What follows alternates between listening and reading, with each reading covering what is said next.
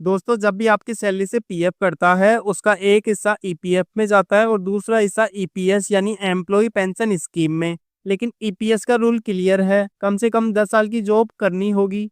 यानी आप किसी एक कंपनी में भी लगातार 10 साल काम कर सकते हैं या अलग अलग कंपनी में भी काम करके आप अपना 10 साल कंप्लीट कर सकते हैं, वो मान लिया जाएगा। और मिनिमम 50 साल की एज होनी चाहिए, तभी पेंशन का हक मिलेगा। यानी इसके बाद ही आपकी जो पेंशन है पीएफ की वो स्टार्ट होगी।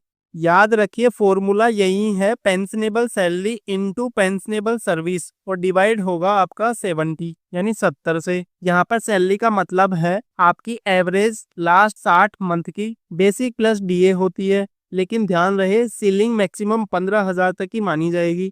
यानी कि जो ईपीएफओ है उन्होंने जो मैक्सिमम लिमिट है 15,000 पर सेट कर रखी है। यानी कि आपकी जो एवरेज 60 मंथ की जो सैलरी है बेसिक प्लस डीए, वो यदि 15,000 से ज़्यादा भी बनता है तो भी आपका 15,000 ही काउंट किया जाएगा। अब यहाँ पर हम मान लेते हैं कि मिस्टर ए ने जनवरी 2000 में जॉब शुरू की और दिसंबर 2020 में रिटायर हो गए, यानी टोटल 21 साल की सर्विस। यदि यहाँ पर हम ईपीएफओ के रूल्स के हिसाब से देखें तो यहाँ पर 20 साल से ज़्यादा सर्विस करने पर 2 साल आपको बोनस में मिलेगा। तो यहाँ पर +2 ऐड कर दिया जाएगा, यानी 21 साल +2 होके आपका 23 साल बनेगा और आपका जो सर्विस है वो 23 साल की मानी जाएगी। अब यहाँ पर मिस्टर ए का जो एवरेज सैलरी है लास्ट 60 मंथ का वो 20,000 थी, लेकिन यहाँ पर कैलकुलेशन सेलिंग 15,000 पर ही रहेगी। ये जो ईपीएफओ की जो लिमिट है मैक्सिमम अमाउंट पे वो 15,000 पे है। तो आपका यदि 15,000 से अमाउंट ज़्यादा है, जैसे कि यहाँ पर 20,000 थी, तो यहाँ पर 15,000 ही काउंट होगा।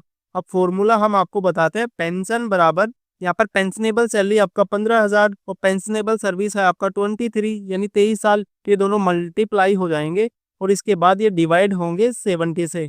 यहाँ पर मिस्टर ए को हर महीने करीब 4,929 रुपए की पेंशन मिलेगी। अब दूसरा एग्जाम्पल से समझते हैं। मिस्टर बी, उन्होंने जनवरी 1995 से लेकर दिसंबर 2020 तक काम किया, यानी टोटल 26 साल। रूल्स के हिसाब से इन्हें भी 2 साल प्लस बोनस मिलेगा, तो यहाँ पर टोटल सर्विस जो है 28 साल मानी जाएगी।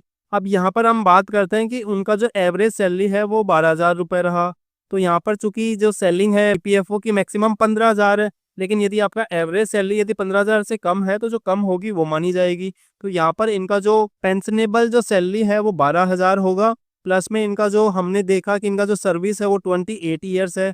तो आपका 12,000 इंटू 28 और उसको बाद में डिवाइड करना है 70 से, तो ये बनेगा आपका लगभग 4,800 रुपये मंथली। तो मिस्टर बी को हर महीने 4,800 की पेंशन मिलेगी। तो आपने देखा लंबी सर्विस होने के बावजूद मिस्टर ए से लगभग बराबर आया। दोस्तों आपने देखा कि यहाँ पर बहुत ज़्यादा डिफरेंस नहीं आया। इसका रीज़न है क्योंकि 2014 से पहले सैलरी सेलिंग यानी जो मैक्सिमम लिमिट थी सैलरी पे वो सिर्फ 6,500 रुपये थी और उसके बाद में 15,000 हो गई। इसी वजह से पुराने मेंबर्स की पेंशन कम निकलती है। उम्मीद करता हूँ कि अब आप समझ गए होंगे कि आपकी पेंशन कैसे कैलकुलेट होगी। अगर वीडियो हेल्पफुल लगी हो तो इसे लाइक करें, दोस्तों के साथ शेयर करें और चैनल सब्सक्राइब करना मत भूलिए। मिलते हैं अगले वीडियो में, तब तक के लिए thank you so much for watching.